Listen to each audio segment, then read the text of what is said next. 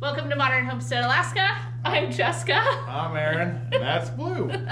In today's video, I'm gonna build Jessica some seed starting racks. and not only that, I'm gonna make an amazing dinner. We're gonna start a bunch of seeds. We got our greenhouse and all things gardening in the spring here in Alaska. Join us.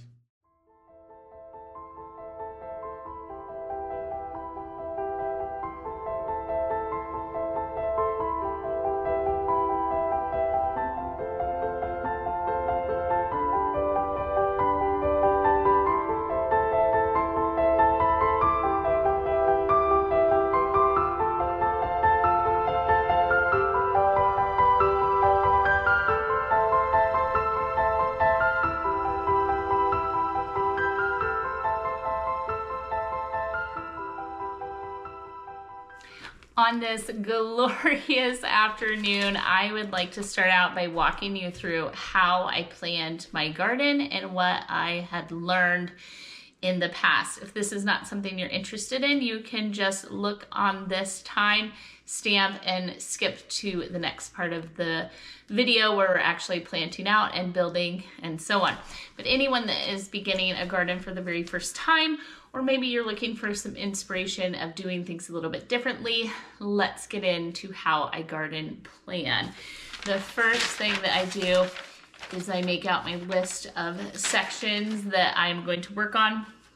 The very first thing that you work on is what crops and what variety of crops do you want to grow.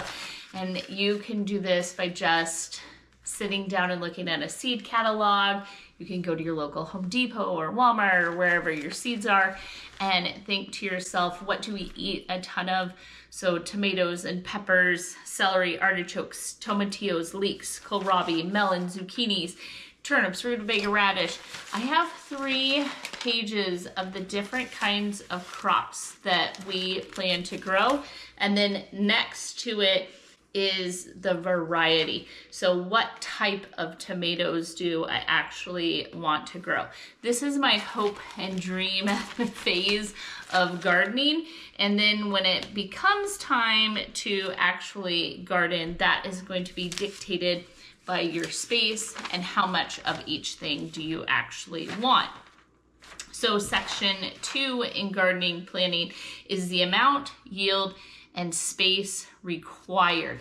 This is not quite going into where you're saying this is how much space I have, but this is for sure saying if I want to grow 12 square foot of turnips, 8 per square foot, and that would be 96 turnips that I could grow, do I really want 96 turnips? Or is this something where I want a whole lot more of that crop? This isn't going to dictate what varieties, although turnips are not a ton of varieties, but say carrots. Let's find something right here. The radishes, I grow lots of different kinds of varieties of those. I grow lots of different onions, a lot of different salad mixes, or the carrots. And then I would refer back to, okay, if right here on carrots, I have 16 square foot, 18 carrots per square foot is what square foot gardening method. And then that would be 288 carrots is what I could yield off of that amount of square footage. Do I want more than that? Do I need less than that? And then when it comes time to plant out, if I have 16 square foot of carrots planned, I can maybe do 2 varieties or 10 different varieties. It doesn't actually matter. You just divide that into how much you would want when it comes time to plant. But from here, we're just deciding how much we want to yield, how much we're looking to grow. And a lot of times what I found is things that I thought I wanted to give all of this garden space to it. It's not something that I want a ton of yield out of. Whereas I need to actually give more garden space to onions, carrots, celery, and so on that we use constantly throughout the year, and not just constantly be living in that hopes and dreams of all the different things that we're capable of growing. The third section in garden planning is the timing, timeline, seed starting, and planting. What does that look like for where you live? We are somewhere between zone 3 and zone 4, and Alaska's full of these crazy little microclimates. What's wild is at my house, the way that it sits, it's always 4 or 5 degrees colder than it is just down the road. So as we drive along, the temperatures can change. Now, not so drastically that you would move hardiness zones, but we can get super, super cold here, and our growing season is very, very short. So we seed start indoors. You're looking out behind me. I still have feet, and yes, I mean that, feet of snow on the ground. When should we start all of these seeds, and how long does it take for them to germinate? So what I do is I write out the crop, and I write out dates here, and it's just the start of each week. So week 3, 4 is the week of March 4th. That is when the first set of seeds should be planted here in Alaska for my zone and where I live. And then we move on to 3/11 and so on, all the way to the end here where everything gets planted out or direct sown. So truthfully, over half of my garden has to be started indoors here in Alaska, which means you need a massive amount of space to have all of these plants inside before they're ever even moved outside. So I go ahead and just mark all of that out of what needs to be started and when. I had to grab this. This is one of my 3 seed organizers, and anything that I got off of Amazon or you can get off of Walmart, I'm gonna attempt to link in this video.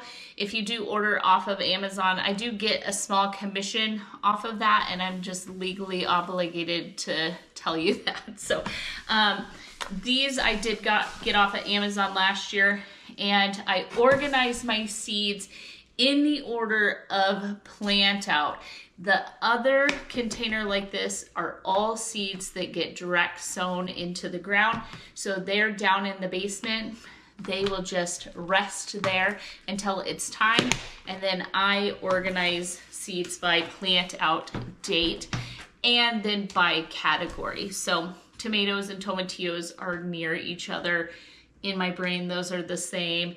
They go in the same thing, the greenhouse and so on. So that's kind of how I organize it. Do it how you want.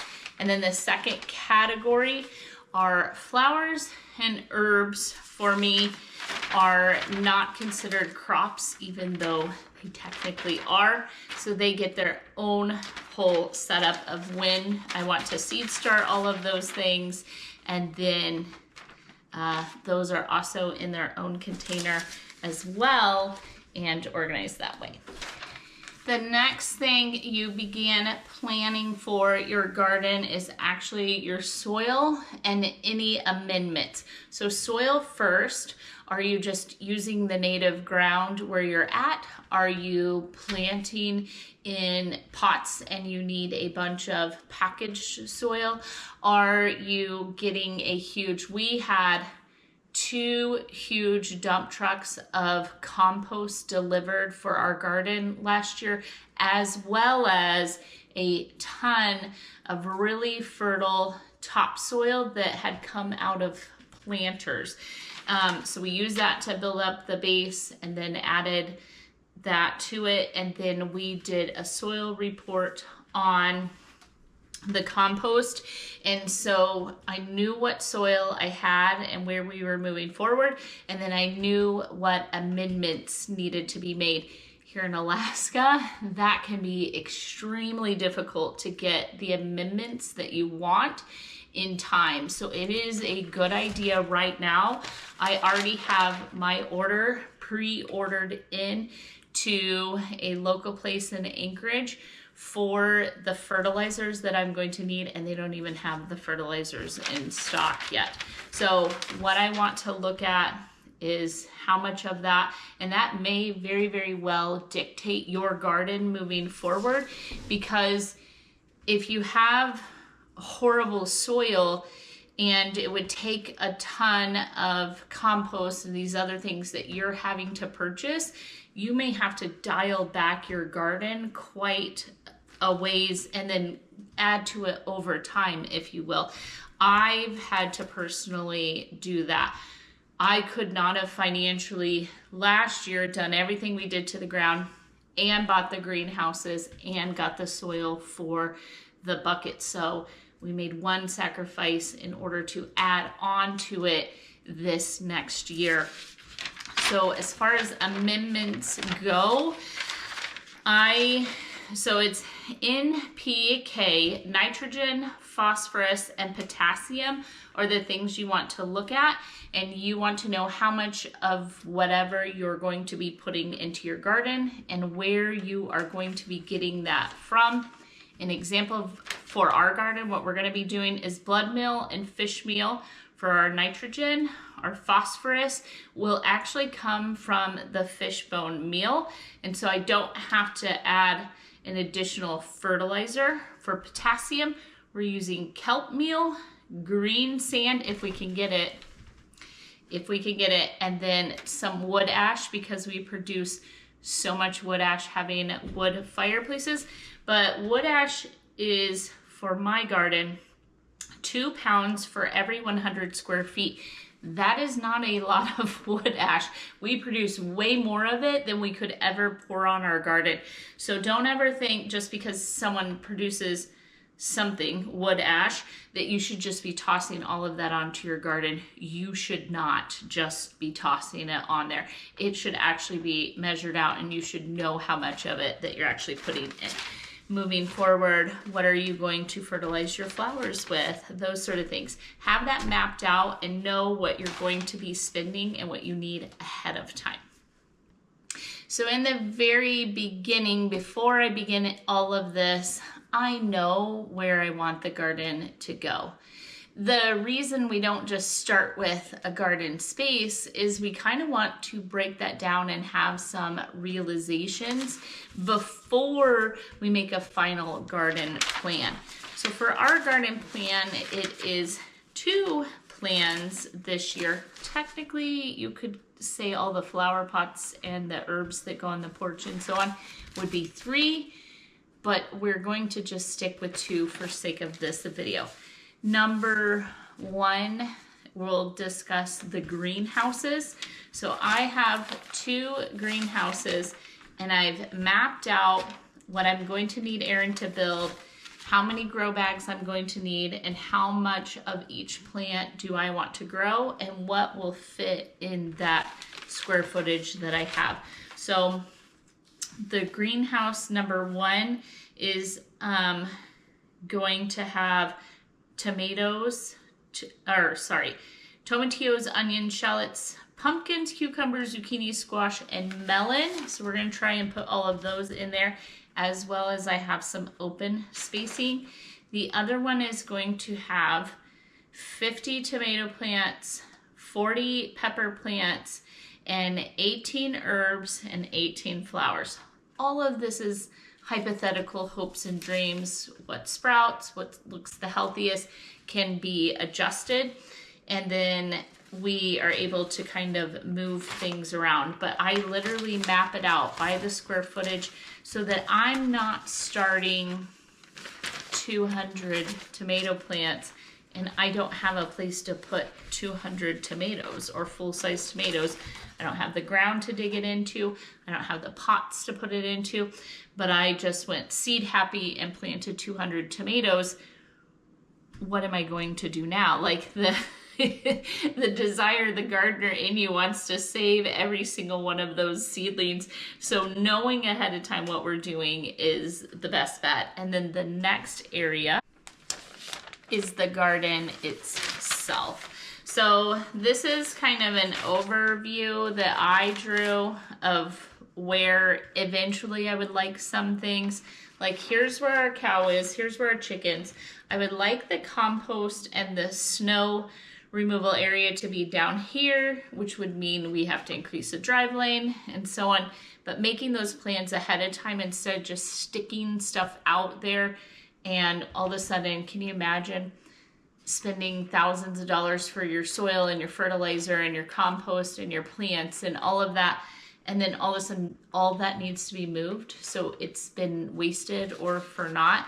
So trying to plan all of it ahead is really going to save us in the long run. So I have a big overview map of what I would like it to look like, and then the actual physical in-ground garden is mapped out as well.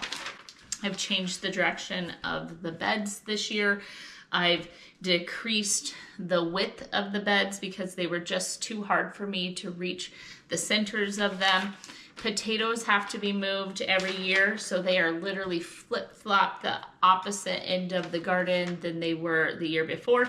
And then I use a bunch of codes that tell me what is getting planted in what row. And so I know, do I have enough square footage or do I need to dial back on some of these things? And then I have this really cool trellis that Aaron built for me out there. All of the garlic is planted on the outside of it, so we're hoping to get garlic.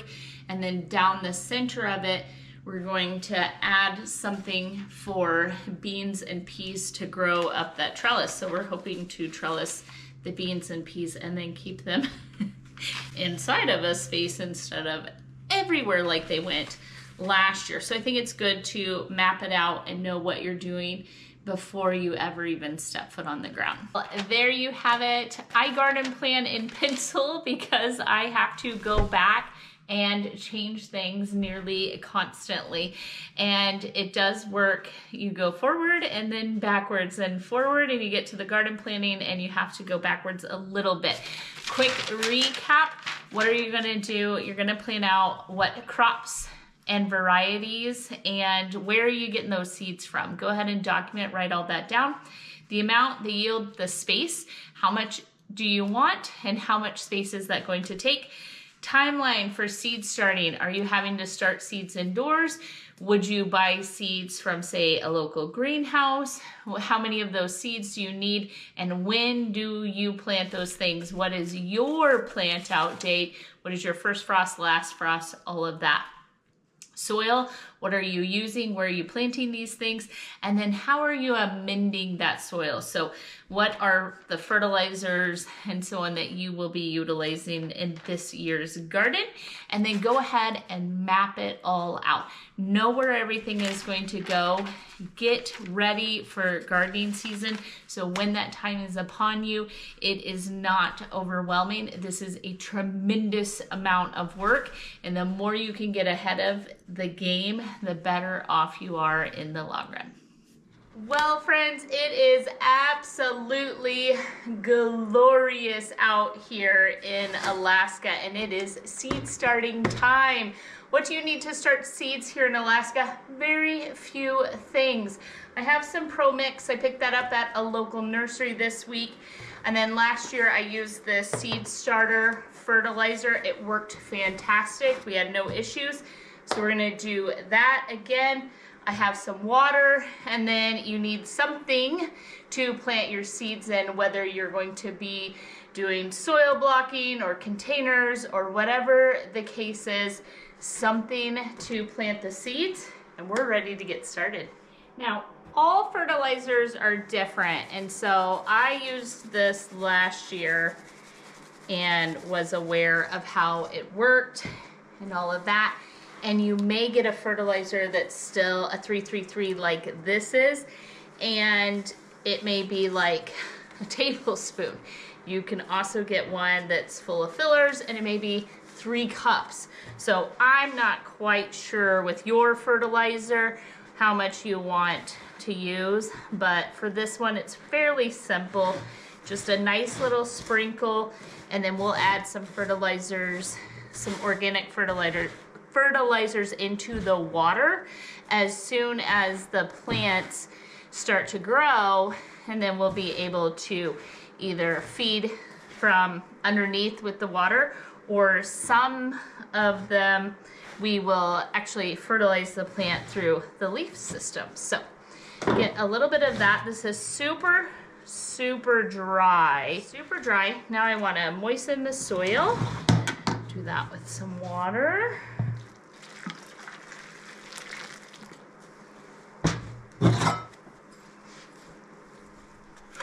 So the next thing I do is I move to my list of seeds and I start getting the trays set up. So just dip each one in, pull that out. And I know how many I'm doing of each seed. So I'm going to plant 100 tomato seeds, but I'm going to do it in only 50 of these containers. And the reason is I'm only looking to actually grow about 50 tomato plants. So I'm gonna make sure we have good germination by putting 2 per container. So I need 50 of these filled.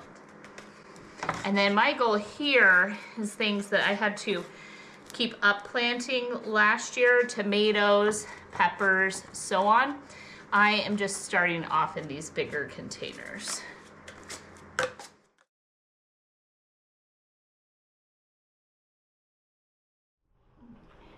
So I hope you can see what I'm doing. The first thing I'm gonna do is, I didn't do it this way last year. Last year I actually took the time and made like a little stick, a marker for every single block. So I am not doing that this year. This year I'm gonna put down a piece of tape. This tape is gonna go on to here, and then I may put 1 or 2 markers. So as I plant a tomato, I will write down what kind of tomato it is. And for right now, there are 2 rows of 3, so 6 pots for each type of tomato. I have some more tomatoes coming in the mail. They just haven't gotten here yet. So we're gonna start with the Sweetie.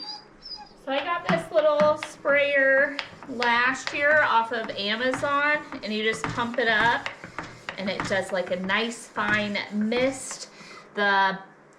We moistened the soil and then we bottom watered a good amount of water, and then we are going to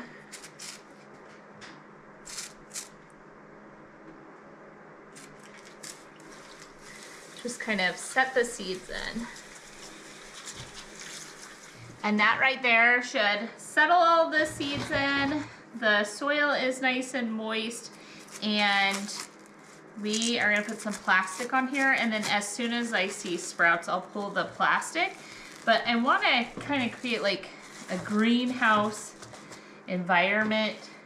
However, we're down in our basement, and a couple of things work out really well down here.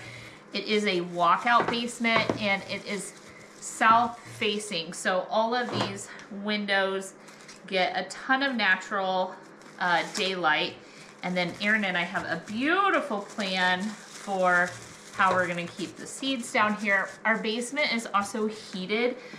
We've shown some videos on that in the past. And not only that, I'm able to just run over there. We have a spigot, like an outdoor spigot type thing in the basement off of the pressure tank. And so I have water down here, so I have an ability to water the plants without having to run up and down. So we have heat, we have natural light, and we have water all in the basement. It's an unfinished concrete floor, and I make a giant mess of it. Is it ideal or perfect? No.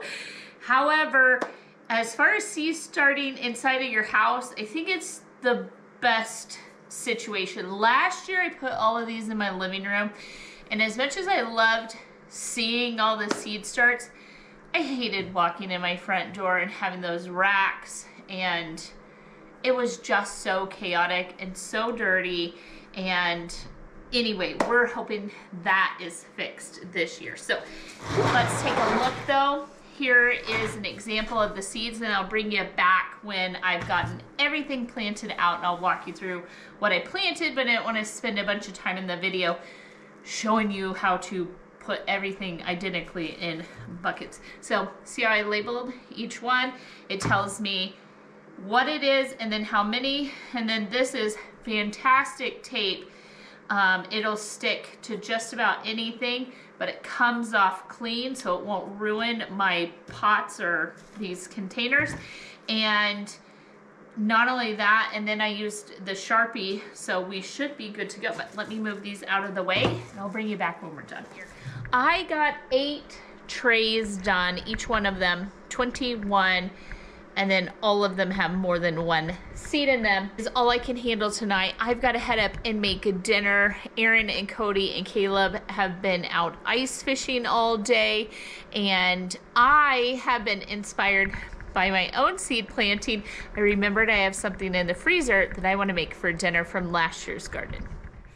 So while I was down in the basement planting some of these exact things, I got to thinking, you know what? They're gonna come home, they're gonna be cold, because even though it's a glorious day, it's still 30 degrees out. And they've been out there fishing in that since 6 this morning. And I thought, you know what?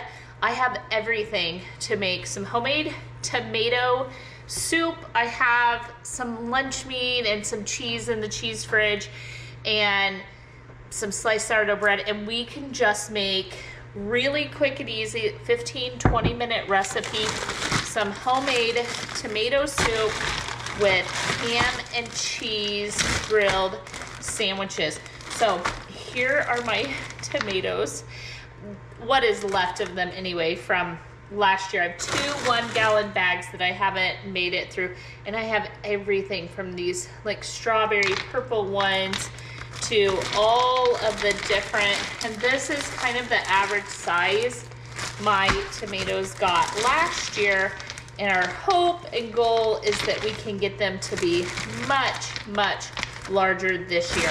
So as they would ripen, I would pop them in the freezer. Excuse me, I'm gonna get this going here. I got a little avocado oil I'm gonna get in the bottom, and I'm gonna start dicing an onion while we chat. So my hopes and dreams are bigger tomatoes, but what I was talking about is that as they would ripen, so I would have to bring them in because the frost came, and it just rained and rained and rained last summer, causing the tomatoes to just kind of stunt for a little bit, and then when they took off, it was a little too late. So we got all these little tiny tomatoes, and I brought them in when they were nice and green, and I would just throw them in brown paper bags, and when they ripen, I rinse them and then would just throw them in gallon-sized bags, and we got lots and lots of tomatoes, even though they're all very tiny. Now imagine if every single one of these had turned into like a full-size tomato. That would have been fantastic. So rough dice, it's not really gonna matter because I'm gonna use the stick blender in here, but I do want to get a little bit of color on the onion. I just happen to have purple onion. I think maybe a white onion would have been better for this. However, this is what we have. It's not going to matter that much. And I do have some fresh basil as well in the fridge, which is fantastic because that is something I just literally planted an entire tray of basil. We're going to just add a little bit of salt. This is what I happen to have open. Well, I can handle quite a bit of salt because there's a ton gonna go in here. And then some black pepper.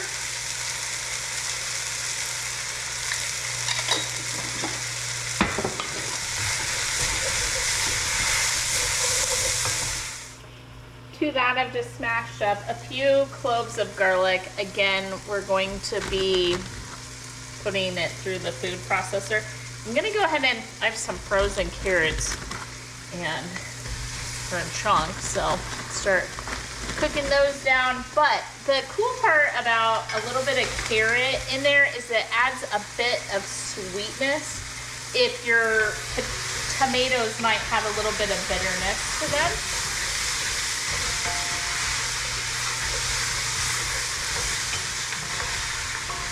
And then I'm gonna add in the 2 bags of tomatoes. Another can. These came from our chickens that we raised, so I know all the good things that went into this. And then we made the bone broth, and you kind of see it. It's got this fat, like oils and fat, gelatinous, and believe it or not only is that flavor, but that is health that we're putting in there. And everything that has gone into this pot is just completely organic and homegrown and beautiful. And so I just cover it all over with the chicken broth, and we're gonna let that cook down. Once it comes to a simmer, I'm gonna let it go for about 15 minutes. We have some really beautiful ham and cheese going over there. I have some fresh basil. I'm gonna throw it in here just before I grind it up. I'm just pulling the leaves off. And then I can throw a little more on the top. Okay. And then I'm gonna just use the stick blender.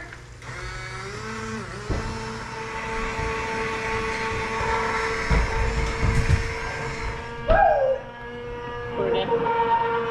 People said they miss you. Say hello. We're gonna add some heavy cream to it. That works. That amount. So I just toss the ham and cheese in the oven to stay warm. These are my favorite meals, and if I'm being honest, my house is complete chaos right now. We have them unloading fish from the Argo. They are on snow machines, on the lake, and dinner is done. So I'm gonna show you what it is, and then there's about 8 people here. We're gonna get in here for sandwiches. Looks like thirds. Perfect. These are my absolute favorite meals. Something that is hearty, that is homegrown, that you can take pride in. Put a little fresh basil on top. I just ran the knife through a little bit of basil.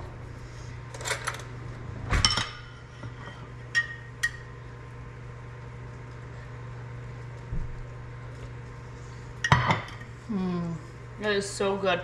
If you expect it to taste like canned tomato soup, you will be so disappointed. But if you want something rich and earthy and hearty, it's absolutely the best.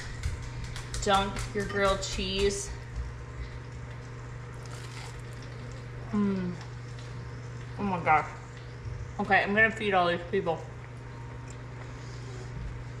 So good.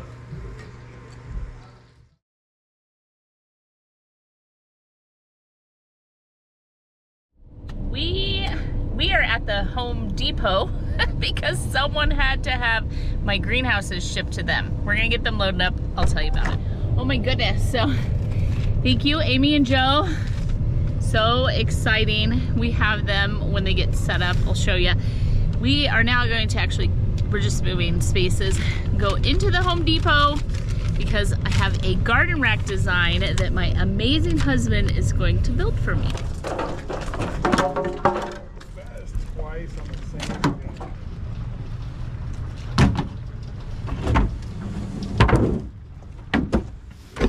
So we got these, there's 2 Sheltered Logic 20 by 10 greenhouses in here, 1 in each box, and we had those shipped here, and we had to have them shipped to one of our friends' house, Amy and Joe, because Amazon would not ship them to our location.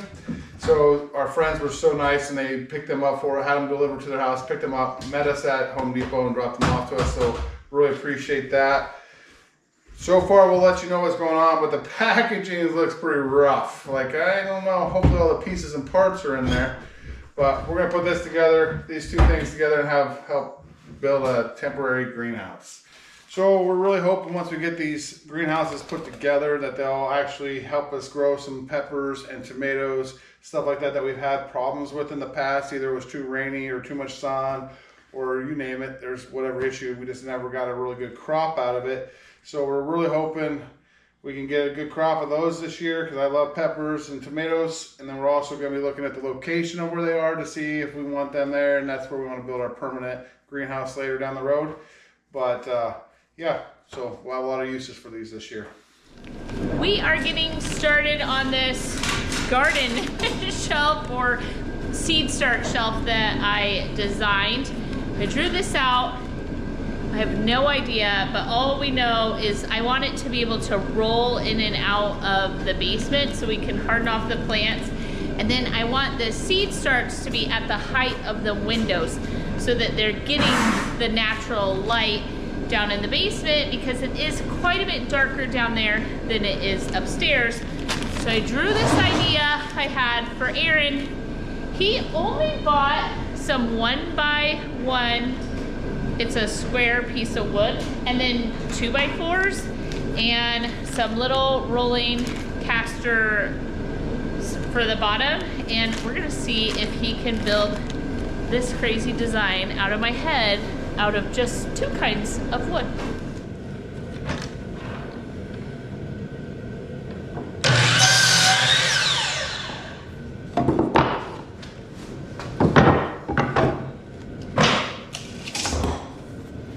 All right, 0, 29 7/16, 44 15/16, 60 7/16. While you were at the store. Baloo, please stop. Baloo, you're not. Go ahead. Go ahead.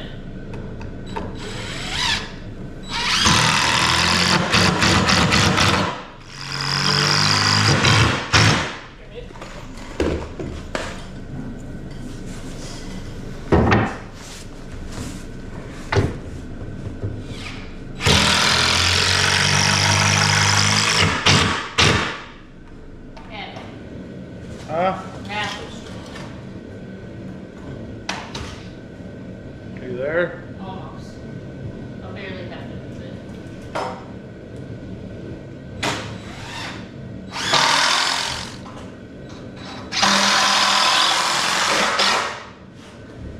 You good?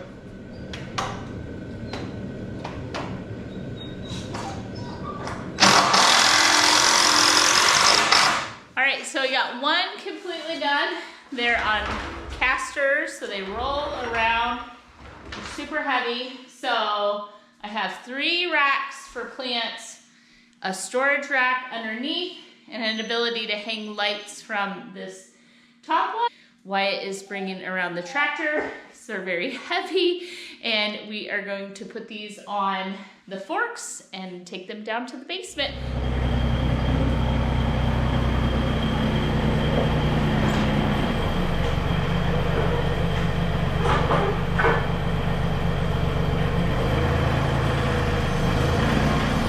Look out.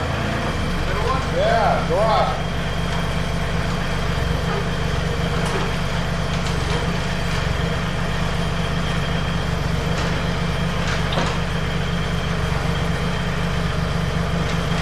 Hey, my chair.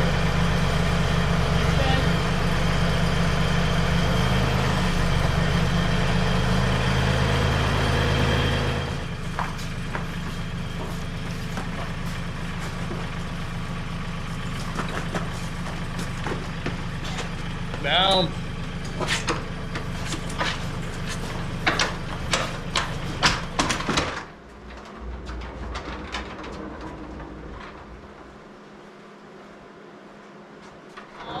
I painted them. They probably need a better quality paint this spring, summer. I didn't want to deal with all of that right now. I have to get some seed starts on them, but they do look beautiful. Aaron's bringing me down the other one for the other window, and this will hold a total of 15 trays. For the trays, I'm using the 10 by 20, so it'll hold 15 of these 10 by 20 trays.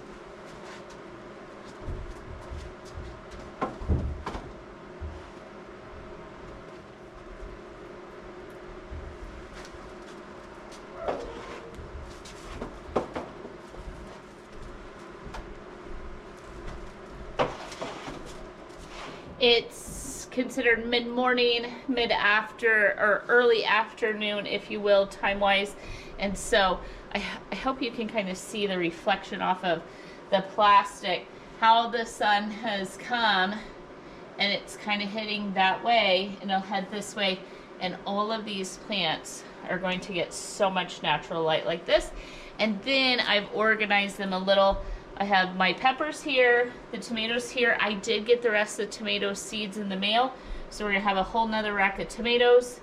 I have celery here. I have flowers here, which I'm hoping to just move flowers, herbs, and then because I'll have a whole nother rack, the other things that we seed start will go over there.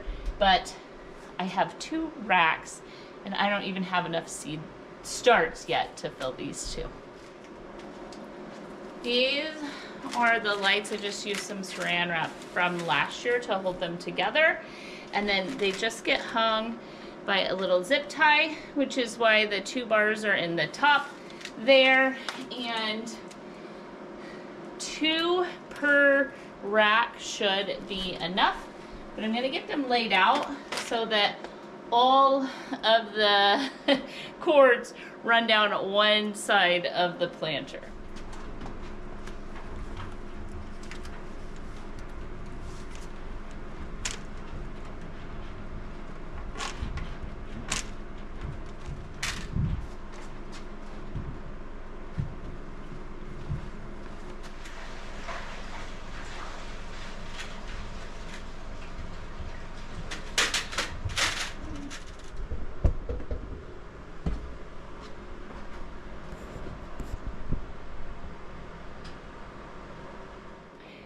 So what I've done is 2 lights per rack, and then I use the guards on essentially the outsides to push the light in towards the plants.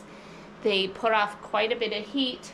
You need 8 to 12 inches between your plant and the light, and then that has been what has been allowed for here in the spacings. So you can see kind of only the top lights, but these are kind of tucked underneath here, so it looks almost seamless. It looks fantastic. Maybe if the cords were black, that would be a little bit better, but I just wrapped them so that they're out of the way and not something that you're noticing. And then able to plug it in here. I have a timer outlet as well, so I can set a timer on these plants. Right now they don't need the grow lights because there is no seeds sprouting just yet.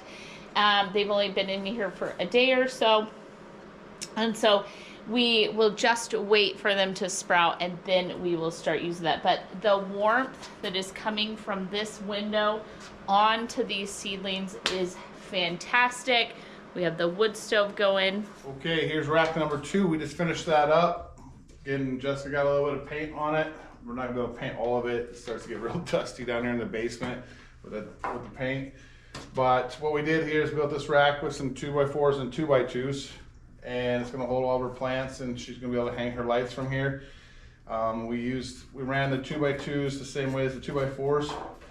And then we changed up on the bottom. We used the scraps, the drops off of these ones. We used them, we turned them the opposite way, so we hardly had any waste.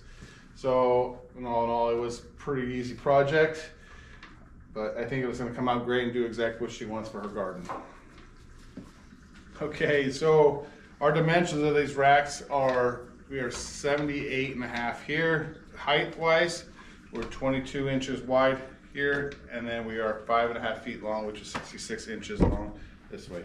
The reason for those dimensions is the 22 inches here is so that it fits her trays just perfectly. The lengthwise is hitting the windows and hitting the natural light, so that way she has all the natural light she can get on the plants. And then the height-wise is so she can roll in and out of the doorway. If it went any higher, it would not slide out the door in the basement. So that's where the dimensions come from. It's going to fit pretty good. Got the casters on. It rolls around, does, you know, she can put it where she wants it. So make life easy for her. I spent the greater part of the day yesterday getting everything behind me set up. Everything from additional seeds planted to the entire gardening, dividing out and organizing everything. And I want to walk you through and show you what we got done. Starting here with a little bit of a wide angle view, I've used this entire chunk of the basement, just the window wall, for gardening. I put both of the racks down here that we used for seed starting last year, and I've organized all of our stuff on them. And then I have these two brand new seed racks set up as well. So getting that kind of wide angle, everything is along one wall. And then we're just kind of trying to play with it a little bit to figure out how we want to finish out this basement. But right now it is working really well to have all the gardening stuff in this area. I told you I would let you know everything that we planted out, and I'm going to show you the very top row. So what I did on each one of the trays is I labeled the front, and then I put the seed start date on the sides here. And then if one side starts growing faster than the other, what I had to do a lot last year was just rotate them back and forth. But let's start at the top here. So we have zinnias, calendula, black-eyed Susans. This is a black-eyed Susan vine. And then these are an heirloom black-eyed Susan. They will look totally different, but same family of plants. Then we have the feverfew, echinacea, dandelion, yarrow, white yarrow, chamomile, and marigold. So all of these here are part of a tea herb that we're looking for, kind of an herb garden. Each one will go into individual pots in the greenhouse, on the porch, depending on what kind of environment that herb likes. And then the goal is to harvest them, dry them, and have them for teas all year round. My favorite, cilantro. So there's 3 rows of that, so 9. Anise, chervil, giant parsley, and a Chinese parsley, which is also Chinese parsley is cilantro. So here we have B-O-R-G-A-M-O-T. These are chives, garlic chives, and a grochow, which is another kind of chive as well. Down here we have lovage, fennel, caraway, and 3 different kinds of dill started. Now dill you can direct sow as well, which I will direct sow dill in the garden, but all of this is started early and maybe a little too early for certain areas. However, what will happen is being able to just pot them, I can move the pots around and we won't really be messing with the root systems. And then some of this will then get direct sown as well. So we'll do more than one planting of a lot of these different things. The next row down, we have all mints. Mints, they tell you, do not ever plant them in your garden. They will take over, they spread, all of those things. I haven't gotten any mint to overwinter up here, but I have always heeded the warning. All the mints go in containers and pots, and there's everything from lemon mint to peppermint and all the different kinds in there for teas as well. And then here we have all basils. Thai basil, Italian basil, purple basil, lemon basil, large leaf Italian basil, holy basil, so on. So basil is one of my absolute favorite herbs to use in the spring and the summer, and I'm hoping, I don't love it dried, but I'm hoping that some of these I could actually move in and figure out how to have them all year round. We only have a half of this planted here because we have more that needs to go in here. These are bunching onions, or scallions you might call them. And then all the rest of my onions and scallions I actually ordered from a grower that is going to send me the shoots or the starts, the very small onion and shallot, because it's very, very difficult to grow those up here the length of time, and then onions don't like a lot of movement from that tiny little hair seedling, and I've struggled with onions, and so I found a grower that hopefully I will be able to get big, beautiful onions from his starts. So I've talked about how once anything sprouts in the tray, we remove the plastic. The plastic is removed from this one because one of the borage, so I have 1, 2, 3, 4, 5, 6, 7, 8, 9, 10 more. So this, all 3 of these trays are sprouting. So we have forget-me-nots, we have, I don't know how to say that, borage blue, and then a regular borage in there as well. And those. And then this one, we have our celeries. Celery did so fantastic up here last year that I have a whole year's worth of it. So I dialed back the celery a little bit so I can freeze dry some that I have in the freezer. And then hopefully we won't have an overabundance of it. Let's take the next step. Down here, the last row are our favorite things, all of the different tomatoes. I get the tomatoes, most of these, from a company called Denali Seed Company. They are supposed to be proven to grow in our cold temperatures and environment, and then we're hoping with the greenhouses we'll actually produce some tomatoes. So we have a subarctic Stupus, I think, Perone, Aroma. The Aromas were not from them, so that's a challenge. A Sweetie, an early tomato, a Polar Star, and a subarctic. And then the tropic tomato and cosmonaut. I don't know how to pronounce that. It's not in English. And then we have some tomatillos started and some ground cherries started as well. The tomatillos we grew last year did really, really well, and I wanted to grow them again. I just get the seeds off of Amazon. However, it wasn't quite warm enough for those, so those will also be grown in the greenhouse. And then something I added in was, I just kept reading about these ground cherries, and they're grown in like a little husk. And so I got a couple of those to try out as well.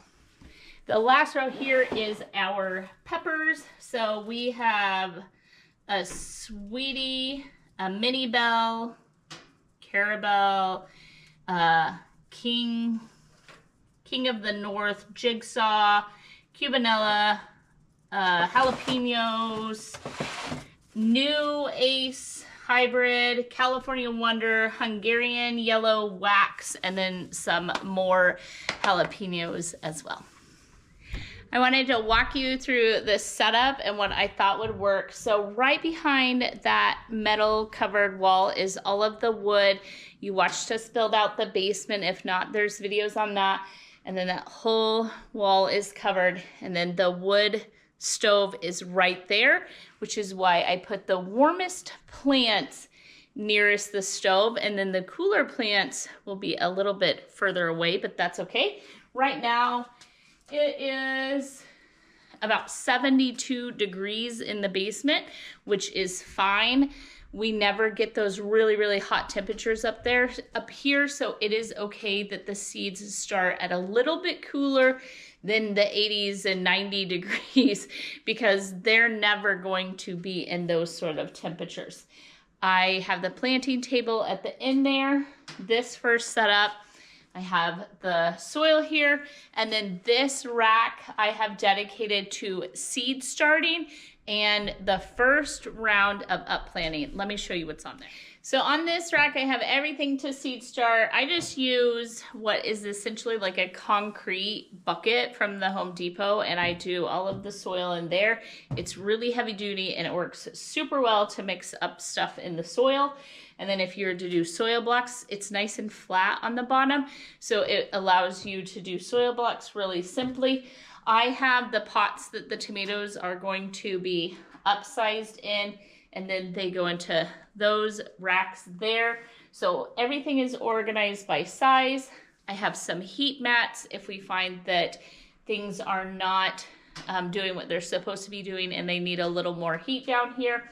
I have some additional grow lights, and then I have all of the pots as well as an entire new box of them also, if I should run out as we get to the cooler weather crops that we start indoors, things like broccoli, celery, cabbage, not celery, cauliflower, cabbage, so on.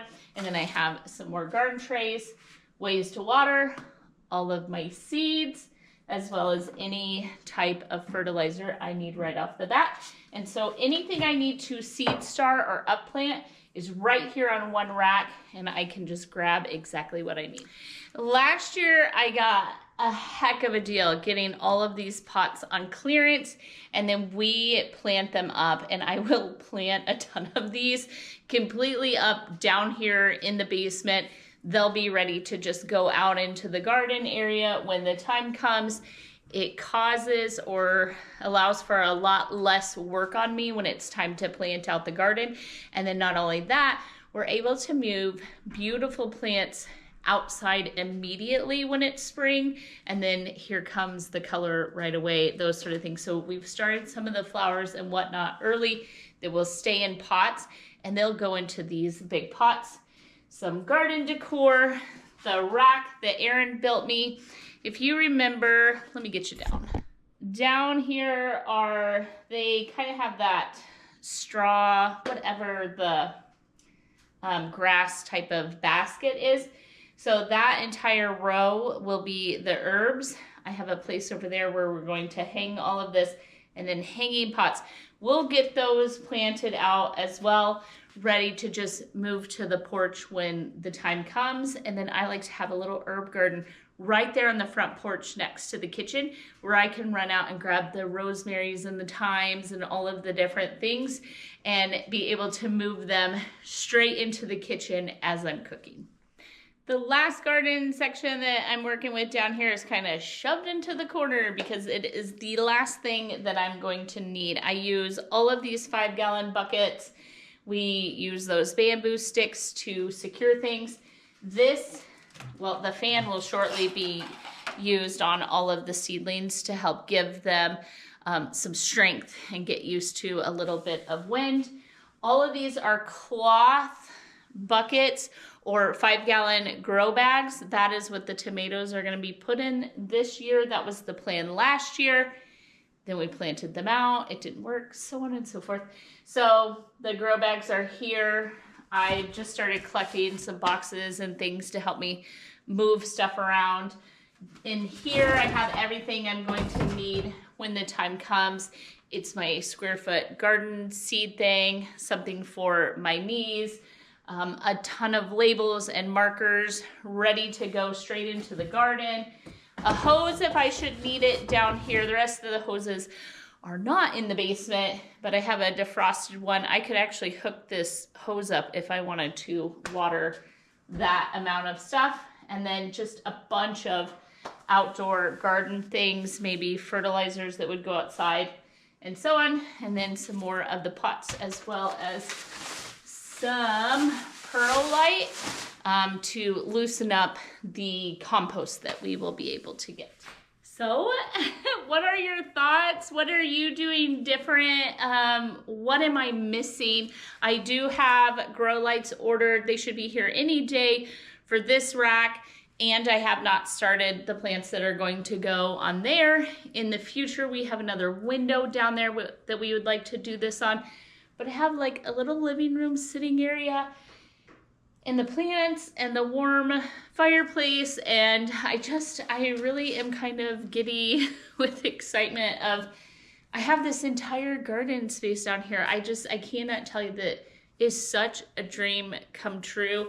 And then just the simplicity of building these racks and what they add, and the sturdiness and being able to have the plants and the grow lights on them.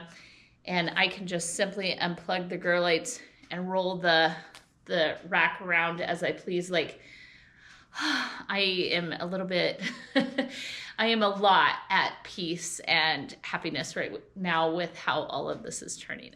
So thank you if you've chosen to stick around all the way to the end. You are so greatly appreciated around here and on our homestead. And I look forward to sharing with you in the future.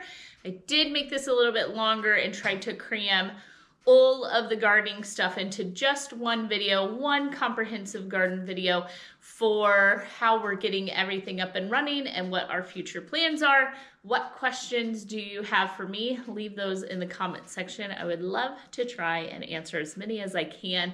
And with that, until next time, I hope you are very, very blessed, that you find something to be grateful for today. With that, I'll see you soon.